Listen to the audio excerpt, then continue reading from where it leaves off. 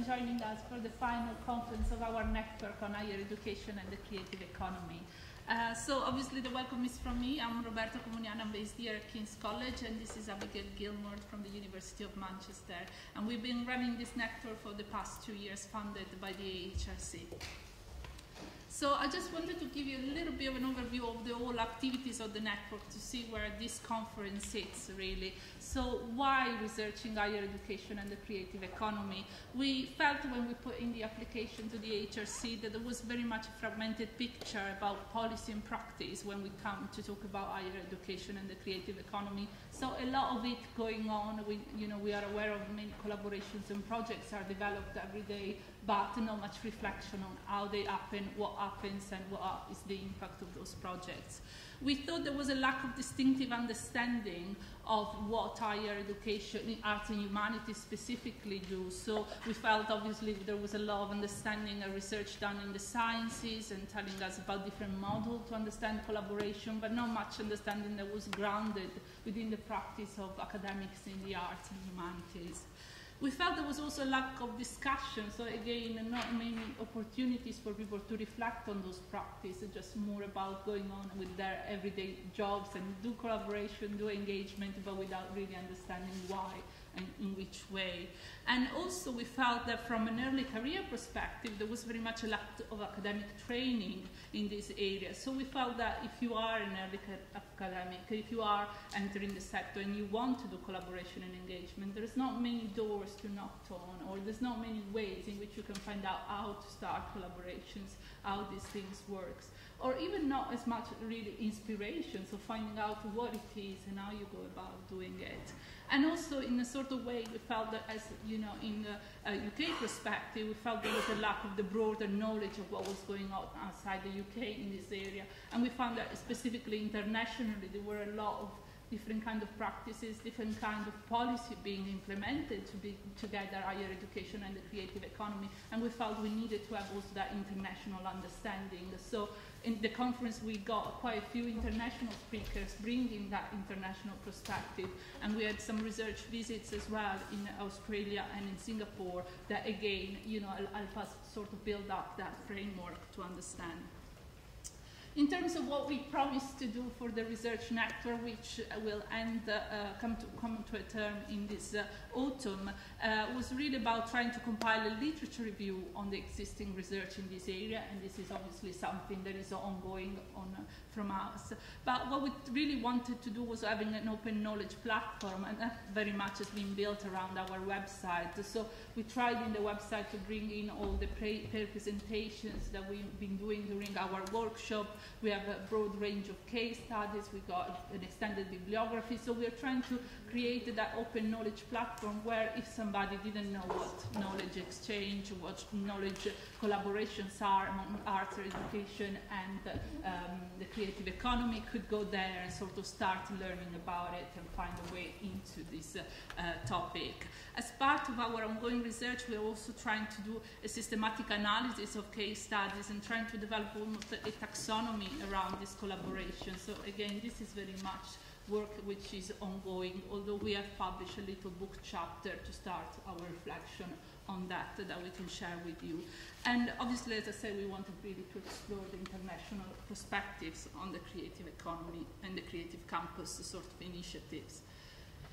This is what we've been doing. So we've been quite busy in the last 2 years. We have held 5 seminars, actually 6, because in Australia we've held 2 seminars there in 2 different areas. So we sort of tried to cover different aspects of this collaboration. So when higher education collaborates with institutions in the arts and the creative economy, where higher education engages more with communities and regeneration, when higher education establishes spaces and shared platform for understanding. So we tried to really cover a broad range of typologies of collaboration and sort of try to explore them further.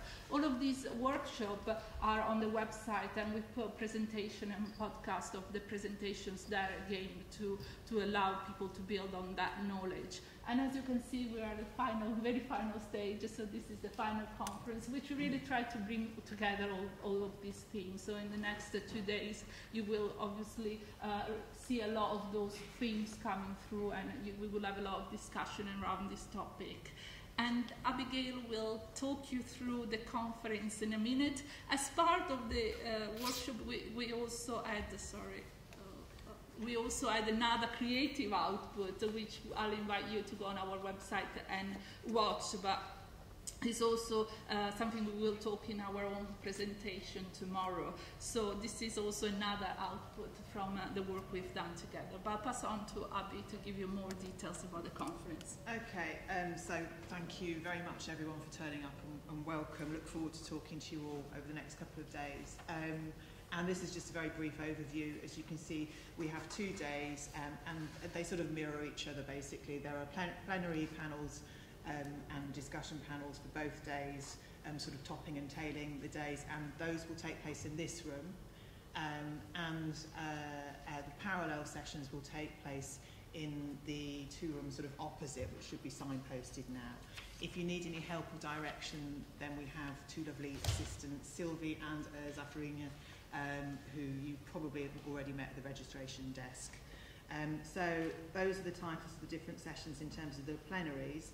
Also, don't forget, we have a drink reception this evening, which will be hosted by the Culture Institute at Somerset House, East Wing, which, as you probably already know, is just opposite us, and a visit to the exhibition in the evening also. And then tomorrow looks pretty much the same, although I think we'll have a little shifting delegation, so you may see new faces here tomorrow too. And really that's about it. Any questions, ask us or Sylvia and Zafarinia, and we very much hope that you enjoy the conference. Next, I'd like to introduce Emma Wakeling from the HRC, who will take you through to the next steps.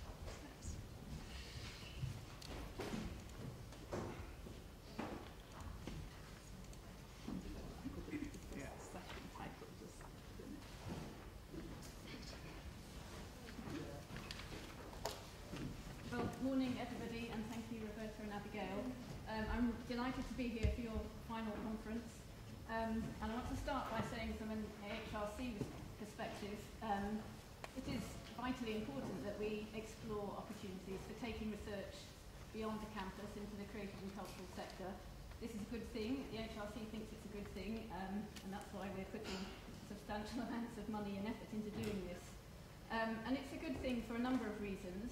Partly, we've discovered there's huge demand from the creative and cultural sectors to access the knowledge and expertise that sits in universities. And also there's a great deal of interest from an increasing number of academics to do this. It's very good also for research in the arts and humanities, because collaborating with people outside the academy opens up new directions in research. It presents us with new challenges, new research questions, and new approaches. So for all these reasons, it's a good thing and something we will continue to support.